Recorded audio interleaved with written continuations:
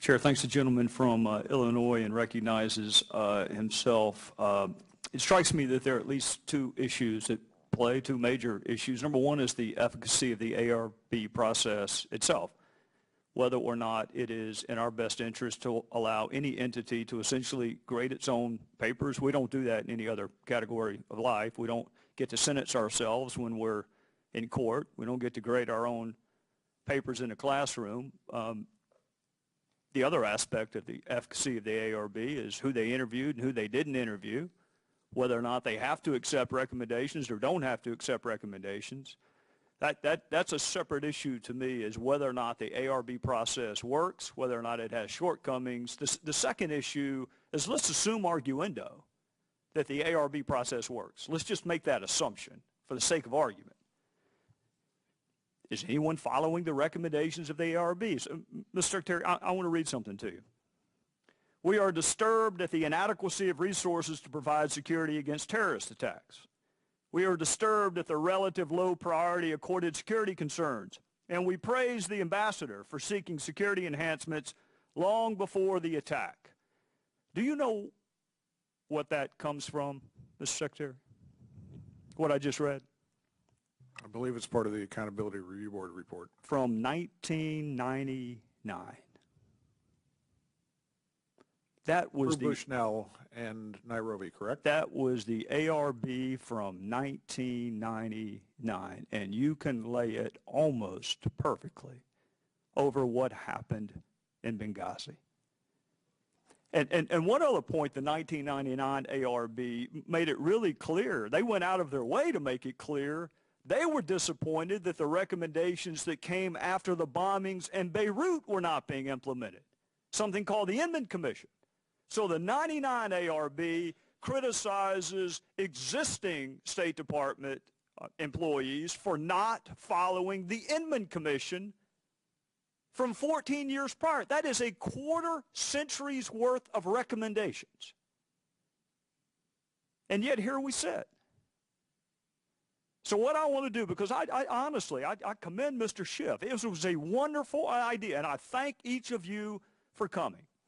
But giving the inescapable interconnectivity between recommendations made after Beirut and after Eastern Africa and now after Benghazi, we're going to look at some of those past ARB recommendations. And I'll give you one, Mr. Secretary. For diplomatic buildings abroad not meeting Inman, of course, Inman being, again, Beirut bombing, not meeting Inman standards, essential physical security upgrades should be made immediately. That was the recommendation of the 1999 ARB. Mr. Secretary, I'm going to read you another one. This goes to Mr. Cummings' point, which I thought was a wonderful point. Diplomatic petitions should be made to all governments with whom we have relations to remind them of their obligation to provide security for our embassy. Who in Libya were we to call? Who? Mr. Cummings' point is a wonderful point. It was so good the 1999 ARB made the recommendation. Make sure the host country is aware of its obligations. Who did we call in Libya? Question, sir? Yeah, when I pause, that's generally an indication I'm waiting on you to answer, but I'll make it more clear in the future. I think this is the heart of the question. There are times when, for the national interests of the United States, we are going to have diplomats, humanitarian programs, rule of law programs, and other things in places where the host country does not have a government. Mr. Secretary, and in those cases, we must take the lessons from this ARB. Was there a government in Libya for us to contact? No, not at that time. All right. So that recommendation of the 1999 ARB, we were not able to do. Let's move to one that perhaps we were able to do. This was also a recommendation from the 1999 ARB. And again, the ARB is presented to us as a panacea.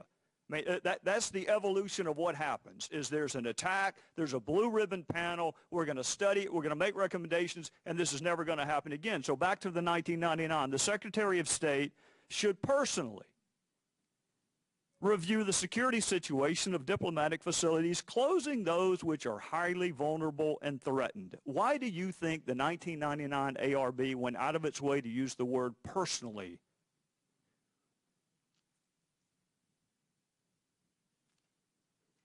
No comment, sir. What is the answer? Privileged? I mean, that's a recommendation from the 1999 ARB. The Secretary of State should personally review.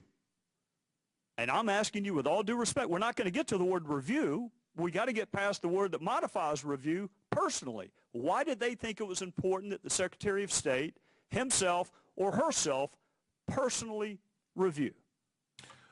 I think ultimately the Secretary, who bears the responsibility for the security, has to be brought the information that is necessary for him to make decisions. Right. That is my job.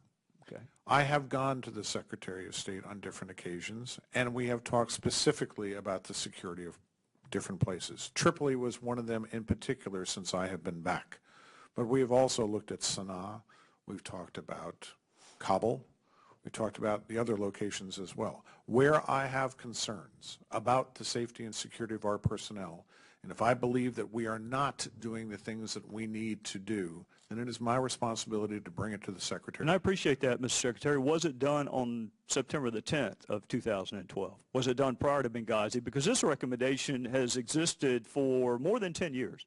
I was not here at that time. I'm sorry. I cannot tell you. Well, your answer mirrors what the 1999 ARB further said, which is, first and foremost, the Secretary of State should take a personal and active role in carrying out the responsibility of ensuring the security of U.S. diplomatic personnel. Is that being done now, and was it being done prior to your tenure? In the time that I was here previously, and I have served under multiple Secretaries of State, I have heard every secretary talk about the importance of security. Okay. I have heard every secretary state to the personnel of the department that security is their function. Their personal security has to be their function. That goes from Madeleine Albright, that goes through Secretary Clinton, Secretary Rice, and with Secretary Kerry, who has also made those statements and has made statements that the safety and security of our personnel is absolutely one of our highest priorities. And I appreciate that, Mr. Secretary. But again, I think words have consequences and they have meaning, and most people use words intentionally. And the 1999 ARB intentionally used the words personally and active. That, to me, does not mean talking about something. A personal review is not simply talking about it. Is the personal review ongoing? Is that ARB recommendation still accepted, I guess is my question. Does the State Department still accept these recommendations from the 1999 ARB, and is it being done? Yes. I think the best and clearest example that I can give you today is a new process that we put into place, the VPVP process, the Vital Presence Validation process, where we, again, look at what are our vital national interests and why should we be in these high-threat, high locations. We put this process up, and it goes all the way to the Secretary. All right, and that is a great point, which leads very nicely into the next point I was going to make or ask you about. What is it about that recommendation that is so talismanic that it couldn't have been made prior to the attack in Benghazi? I think the Department of State has practiced risk management from the day that with risk management being, we're going to weigh the risk of being somewhere with the benefits of being somewhere. We know the risk of being in Benghazi. Can you tell us what our policy was in Libya that overcame those risks? In other words, why were we there? These questions, I think, have been fundamental to the department for over 30 years. It is the reason why in many places we have evacuated, or we have shut down operations, or we've taken our families out, or we've gone down to essential personnel only, or we've asked for Marines to come in and support us while we're there. Right, and my point being, Mr. Secretary, none of that was done in Benghazi. So we know the risk in Benghazi. My colleagues and you and others have done a wonderful job of highlighting some of the tripwires, I think is the diplomatic term. What policy were we pursuing in Libya that was so great that it overcame all of the tripwires and all of the risk?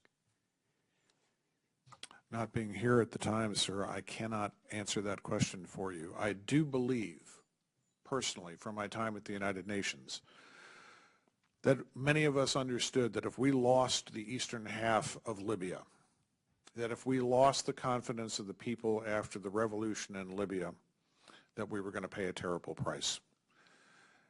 And I don't want to put words into Chris Stevens' mouths. I think he was an immensely talented diplomat, and I was not here at that time. But I think it was clear in Chris's mind why he needed to go to Benghazi and what he was trying to accomplish. I think today we have more formalized processes to make sure that those decisions are documented. The VP-VP process makes us go through a process that I don't think was there prior to Benghazi. I think the results of the Accountability Review Board and the Best Practices Panel and the recommendations that we've accepted ensure that as we go forward, we've got a clearer, more precise, more mandated process for risk management. But I would tell you, sir, that every single day for the years that I was with the Department of State, we were weighing the safety and security of our personnel versus what our national security priorities were. And I think that's a fundamental tenet that you will find that everybody in the department agrees with.